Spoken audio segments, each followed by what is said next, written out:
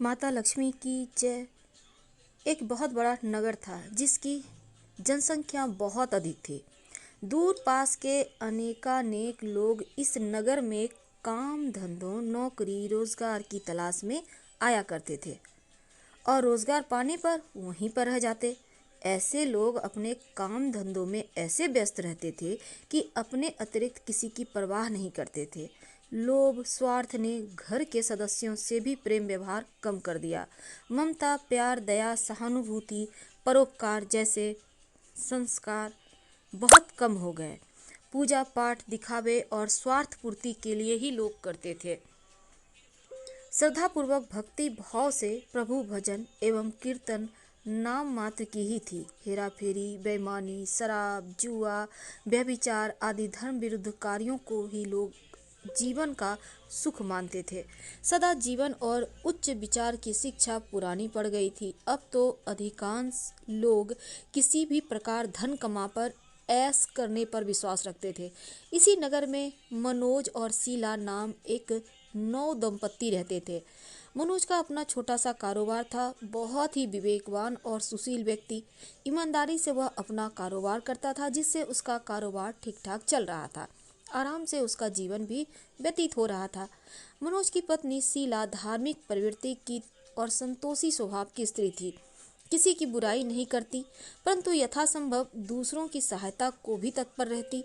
गृह कार्यों से बचे समय का सदुपयोग वह प्रभु भजन कीर्तन करने तथा धार्मिक ज्ञानवर्धक पुस्तकें पढ़ने में व्यतीत करती थी। उनकी गृहस्थी एक आदर्श गृहस्थी की तरह थी। लोग उनकी सराहना करते थे, लेकिन कुछ लोग जिन्हें दूसरों की खुशी देखकर जलन होती है, उन्हें सुख संतोष पूर्वक जीवन यापन करते देख मन ही मन कुढ़ते थे। इस प्रयास में रहते कि किसी भी प्रकार मनोज को गलत रास्ते पर चलाकर उसकी संपत्ति से स्वयं ऐश करे। तो मनोज और शीला की गृहस्थी इसी प्रकार हंसी खुशी चल रही थी। पर कहावत है ना, सब दिन होत ना एक समान। मनुष्य के जीवन में दुख सुख हानि लाभ लगे रहते हैं। मनोज को भी अपने कारोबार में काफ़ी घाटा उठाना पड़ा और भाग्य जैसे उसका रूठ गया था। अपने कारोबार में हुए घाटे का जल्द से जल्द लाभ में बदलने के चक्कर में गलत लोगों से मित्रता कर बैठा। ये झूठे मित्र उसे जल्द ही करोड़पति बनने का सपना दिखाने लगे और उसे जुआ, घुड़दौड़, शराब के कुचक्र में डाल दिया। जुए, शराब और जो कुचक्र थे, गलत रास्ते, उन चीज़ों से कोई धनवान तो बना नहीं है। जो वह धनवान होता, मनोज करोड़पति तो नहीं बना, हाँ खाकपति जरूर बन गया। जल्द से जल्द अमीर बनने के लालच में वह घर में थोड़ी बहुत बची धन संपत्ति, गहने जेवर सब गंवा बैठा। एक समय ऐसा था कि मनोज अपनी पत्नी शीला के साथ सुखपूर्वक जीवन व्यतीत कर रहा था। कुछ ही दिनों में ऐसा समय आ गया उसे कि 2 समय के भोजन के भी लाले पड़ गए। घर में दरिद्रता, भूखमरी आ गई। इससे मनोज और चिड़चिड़ा हो गया। बेबात वह अपनी पत्नी शीला के साथ गाली गलौज मारपीट करने लगा। शीला एक सुशील संस्कारी स्त्री थी। वह अपने पति का अपना सर्वस्व समझती थी। पति के व्यवहार से वह दुखी तो बहुत थी, परंतु भगवान पर भरोसा रखकर सब दुख सहने लगी। दुख में ही भगवान याद आते हैं, सो शीला का मन भी हर समय प्रभु पर भरोसा था और विश्वास था कि भगवान उसे सुख जरूर देंगे।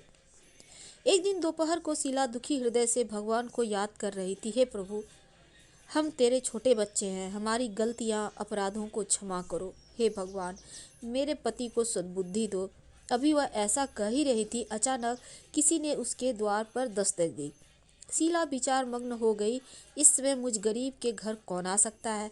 सगे संबंधियों और यार दोस्तों ने पहले ही किनारा कर लिया, फिर भी द्वार खोला तो देखा एक वृद्धा खड़ी थी। शरीर पर झुर्रियाँ थी, किंतु चेहरे से अलौकिक तेज टपक रहा था। उसकी आंखों से करुणा और प्यार का मानो अमृत बह रहा था। शीला उस बूढ़ी को पहचानती नहीं थी, फिर भी आदर के साथ उन्हें घर के अंदर ले आई। किसी को बैठने के लिए घर में उपयुक्त आसन तक नहीं था बैठाने के लिए। सकुचाते हुए शीला ने एक फटी हुई जो चादर है उसको बिछाकर उनको बैठने के लिए कहा, तो वृद्धा उसी चादर पर आराम से बैठ गई। शीला के मन में कुछ शांति महसूस हुई। वृद्धा उनसे पूछा कि शीला, मुझे पहचानती हो या नहीं? शीला बोली, माँ जी, आपको देखते ही कुछ अपनत्व सा महसूस कर रही हूँ। ऐसा लगता है कि आप मेरे बहुत नज़दीक हो। आपको देखकर मेरा रोम रोम खिल उठा है, जैसा प्रायः विशेष परिचित व्यक्ति से मिलने पर होता है। किंतु मुझे कुछ याद नहीं पड़ता मैंने आपको कहाँ देखा था। वृद्धा ने अपनत्व दिखाते हुए कहा, क्यों इतनी जल्दी भूल गई? अभी कुछ दिन पहले ही तो तू लक्ष्मी जी के मंदिर में शुक्रवार को भजन कीर्तन में आती थी, तो मैं भी उसमें जाया करती हूँ। हर शुक्रवार को मैं तुमसे वहाँ मिलती थी।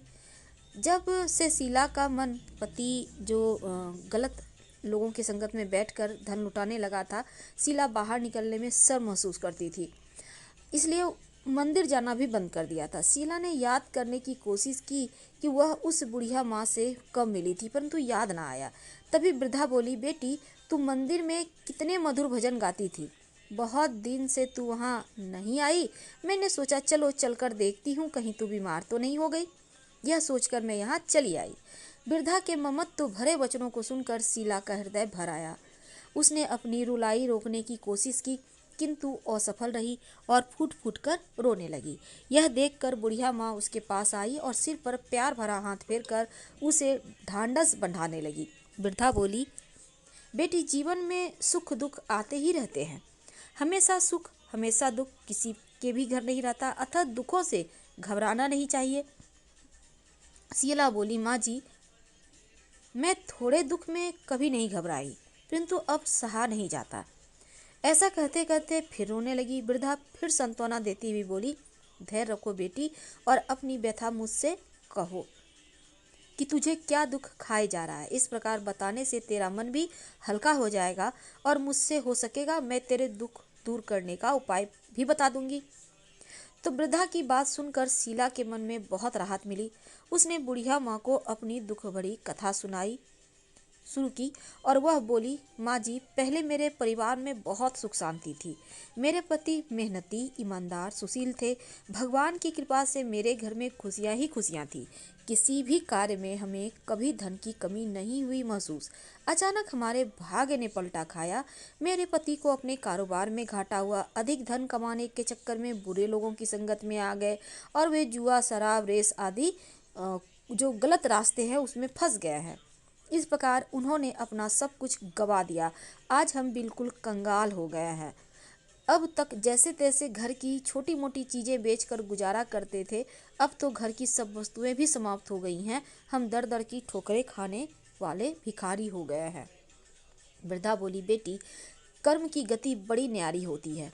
मनुष्य यदि अच्छे कर्म करे तो दुख नहीं उठाने पड़ते। कुछ पिछले जन्मों के कारण लाभ, हानि, सुख, दुख मनुष्य पर आते हैं। ऐसे में वह संयम से काम ले, भगवान पर भरोसा रखे, तो शीघ्र ही उनके दुख दूर हो जाते हैं। बेटी, तेरे दिन भी अवश्य फिरेंगे। मैं तुझे उपाय बताती हूँ। तू भगवती महालक्ष्मी की भक्त है। वे तो स्वयं धन की देवी और प्रेम करुणा की अवतार हैं। अपने भक्तों पर उनकी कृपा सदैव बनी रहती है। अतः तू उन्हीं महालक्ष्मी जी का व्रत कर, वे अवश्य ही तेरा कष्ट दूर करेंगी। बुढ़िया माँ की बात सुनकर शीला बहुत प्रसन्न हुई और उसने पूछा, माँ जी, श्री महालक्ष्मी जी का व्रत कैसे किया जाता है, यह मुझे समझा कर कहो। मैं इस व्रत को अवश्य करूँगी। बुढ़िया ने कहा, बेटी, श्री महालक्ष्मी जी का व्रत बहुत ही सरल है। इसके करने से धन संपत्ति, सुख, वैभव, यश प्राप्त होता है। कुंवारी कन्या को मनचाहा पति मिले, निसंतान को संतान हो, खोई हुई वस्तु वापस मिले और कोई अन्य मनोकामनाएं भी इस व्रत को करने से पूर्ण होती है। धन वैभव प्रदान करने के कारण ही देवी महालक्ष्मी को धन लक्ष्मी और वैभव लक्ष्मी भी कहा जाता है। शुक्रवार देवी का दिन होता है, इसलिए यह व्रत शुक्रवार को ही किया जाता है। व्रत करने वाले को सुबह स्नान वगैरह से निवृत्त होकर भगवान माँ महालक्ष्मी, जय वैभव लक्ष्मी माँ का निरंतर जाप करते रहना चाहिए। शाम अपने घर के एक कोने में चौका लगाकर साफ करके एक पटरा रखो, उसके ऊपर एक साफ कपड़ा बिछाकर उस पर थोड़े से चावल रखो। फिर एक लोटे में जल उन चावलों के ऊपर रखो। लोटे के ऊपर एक कटोरी रखो, उस कटोरी में सोने या चांदी का कोई आभूषण रखो। अगर कोई आभूषण ना हो तो 1 रुपया का सिक्का भी कटोरी में रख सकती है। इसके बाद एक घी का दिया और धूप बत्ती जलाकर रखो। एक बर्तन में थोड़ा मीठा प्रसाद के रूप में रखो और प्रसाद में बतासे या गुड़ भी रख सकते हैं। पटरे के ऊपर लोटे के पास सोने, चांदी या तांबे पर बना श्रीयंत्र भी रखो। यदि धातु का श्रीयंत्र घर में ना हो तो कागज पर छपे श्रीयंत्र को भी रखा जा सकता है। भगवती लक्ष्मी माँ को श्रीयंत्र अत्यधिक प्रिय है। पूजा करने और कथा कहने के लिए पटरे के पास पूर्व की ओर मुंह करके बैठो। सबसे पहले श्रीयंत्र को हाथ जोड़कर श्रद्धापूर्वक नमस्कार करो। फिर वैभव लक्ष्मी के ध्यान मंत्र को पढ़कर भगवती महालक्ष्मी की स्तुति करो। उन्हें संस्कृत में भी ध्यान व मंत्र कहने में कठिनाई हो तो सरल भाषा में भी आप स्तुति कर सकते हैं। तो माँ महालक्ष्मी दिखावे की नहीं बल्कि भाव की भूखी हैं। इसके पश्चात कटोरी में रखे आभूषण या पैसे पर हल्की सी कुमकुम और अक्षत चढ़ाइए। फिर दोनों हाथ से लाल रंग के पुष्प अर्पित कर प्रसाद का भोग लगाइए और धूप और दीप दिखाए पुनः माँ लक्ष्मी की स्तुति करके लक्ष्मी महिमा गाओ और आरती उतारो। फिर मन ही मन सच्चे हृदय से जय महालक्ष्मी माँ 11 बार उच्चारण करो। इसके बाद 11 या 21 शुक्रवार का व्रत करने का संकल्प लेकर अपनी मनोकामना पूरी करने के लिए माँ से हाथ जोड़कर विनती करो। अंत में माँ का प्रसाद बांट दो। थोड़ा सा प्रसाद अपने लिए रखो। बाद में कटोरी में रखा आभूषण, रुपया और श्रीयंत्र उठाकर रखो। लोटे का पानी तुलसी के पौधे में चढ़ा दो। इस दिन पूरे दिन उपवास रखकर शाम के समय प्रसाद खाना। यदि इतनी भक्ति ना हो तो एक बार शाम को प्रसाद खाकर सादा वैष्णव भोजन कर सकते हैं। इस प्रकार इस व्रत को शास्त्रीय विधि के अनुसार करने से उसका फल अवश्य प्राप्त होता है। इस व्रत के प्रभाव से मनुष्य की सब विपत्तियां दूर होकर धन वैभव की प्राप्ति होती है। कुंवारी कन्याओं को मन भावन पति मिलता है। सौभाग्यवती स्त्रियों को सौभाग्य अखंड रहता है। निसंतान दंपत्ति को संतान की प्राप्ति होती है और भी कोई मनोकामना हो तो वह भी अवश्य पूरी होती है। शीला यह सुनकर बहुत प्रसन्न हुई और उसने कहा, माताजी, आपने यह जो श्री वैभव लक्ष्मी के व्रत की विधि बताई है उसे मैं अवश्य करूंगी। आप कृपा करके मुझे इसकी उद्यापन विधि भी समझाकर बताइए। वृद्धा ने कहा, बेटी, इस व्रत की उद्यापन करने की विधि बहुत सरल है, ध्यान से सुनो। 11 या 21 जितने शुक्रवार का व्रत करने का संकल्प किया है उतने व्रत पूर्ण श्रद्धा भक्ति पूर्वक पूरे होने का अंतिम शुक्रवार को उद्यापन किया जाता है। इस दिन पूजा विधि हर शुक्रवार को की गई पूजा विधि की तरह ही होती है। इस दिन प्रसाद के लिए नारियल की गरी और खीर का प्रसाद वितरित किया जाता है। प्रसाद के साथ कम से कम 7 कुमारी या सौभाग्यवती स्त्रियों को कुमकुम का तिलक लगाकर श्री वैभव लक्ष्मी व्रत कथा की एक पुस्तक भेंट दी जाती है। अंत में फिर भगवती श्री महालक्ष्मी के विभिन्न स्वरूपों को श्रद्धापूर्वक हाथ जोड़कर नमस्कार करो और मन ही मन माँ से प्रार्थना करो कि हे महालक्ष्मी माँ, हे धनलक्ष्मी माँ, हे वैभव लक्ष्मी माँ, मेरे सच्चे मन से आपका मैंने पूर्ण व्रत किया है। फिर भी मुझसे कोई गलती अपराध हुआ हो तो क्षमा करना और जो हमारी मनोकामना है उन्हें पूर्ण करना, हमारा सबका कल्याण करना, हमारी विपत्तियों को दूर करके हमें धन वैभव प्रदान करना। हे देवी माँ, आपकी महिमा अपरंपार है। बुढ़िया माँ से श्री वैभव लक्ष्मी के व्रत की शास्त्रीय विधि सुनकर शीला का मन नाच उठा। उसे लगा मानो उसे मनमांगी मुराद मिल गई। उसने तत्काल अपनी आंखें बंद करके मन ही मन संकल्प लिया कि हे वैभव लक्ष्मी माँ, मैं आपका 21 शुक्रवार तक बुढ़िया माँ द्वारा बताई गई शास्त्रीय विधि के अनुसार व्रत उद्यापन करूंगी। इस प्रकार संकल्प करके जैसे ही शीला ने आंखें खोली तो वृद्धा माँ को कमरे में नहीं पाया। उसने घर से बाहर जाकर देखा किंतु वहां भी कोई माजी दिखाई न दी। उसे बड़ा आश्चर्य हुआ कि थोड़ी ही देर में कहाँ गायब हो गई माता। वास्तव में वे साक्षात माँ लक्ष्मी महालक्ष्मी थी जो अपनी भक्त शीला को वृद्धा का वेश रखकर रास्ता दिखाने आई थी। अगले दिन शुक्रवार था। शीला सुबह नहा धोकर मन ही मन जय महालक्ष्मी माँ, जय वैभव लक्ष्मी माँ का जाप करने लगी। शाम तक वह वैभव लक्ष्मी माँ की पूजा करने बैठी। घर में कोई आभूषण तो था नहीं। आभूषण के नाम पर उसकी नाक एकमात्र लौंग बाकी बचा था।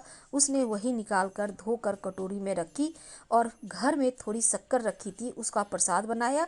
फिर बुढ़िया माँ के द्वारा बताई गई शास्त्रीय विधि के द्वारा वैभव लक्ष्मी माता पूजन किया। पूजन के पश्चात उसने प्रसाद अपने पति मनोज तथा अन्य लोगों को वितरित किया। अंत में स्वयं ग्रहण किया। श्री वैभव लक्ष्मी माँ का प्रसाद खाते ही मनोज के स्वभाव में परिवर्तन आने लगा। उसका चिड़चिड़ापन कम होने लगा। उसका मन कुटैबों से दूर होकर कारोबार जो पहले बिल्कुल ठप हो गया था फिर से जमने लगा। 21वें शुक्रवार को शीला ने बुढ़िया माँ द्वारा बताई शास्त्रीय विधि के अनुसार उद्यापन किया और 11 स्त्रियों को श्री वैभव लक्ष्मी व्रत की पुस्तक भेंट दी। फिर भगवती महालक्ष्मी के वैभव लक्ष्मी स्वरूप को मन ही मन प्रणाम कर प्रार्थना की, हे वैभव लक्ष्मी माँ, मैंने आपके व्रत की जो मनौती मांगी थी आज पूर्ण हुई। हे माँ, हमारे संकटों को दूर कर हमारा कल्याण करो। जाने अनजाने में यदि कोई हमसे अपराध हुआ है उसे क्षमा करना। हमें धन संपत्ति वैभव प्रदान करना। हमें सद्बुद्धि देना। हे माँ, आपकी महिमा अपरंपार है। आपकी सदा जय हो। इस प्रकार व्रत संपूर्ण होने के बाद कुछ ही दिनों में मनोज के कारोबार में अच्छा लाभ होने लगा। उसने शीला को उसके जेवर वापस दिला दिए। घर में पहले जैसी सुख शांति आ गई। श्री वैभव लक्ष्मी माँ के प्रताप को देखकर अन्य बहुत सी औरतों ने भी उनका विधि पूर्वक व्रत किया और मनभावन फल प्राप्त किया। हे महालक्ष्मी माँ, हे वैभव लक्ष्मी माँ, जैसे आपने शीला पर कृपा की वैसे ही अपने अन्य भक्तों पर भी कृपा करना, सबका कल्याण करना, उसको सुख शांति प्रदान करना। बोलो श्री वैभव लक्ष्मी माता की जय।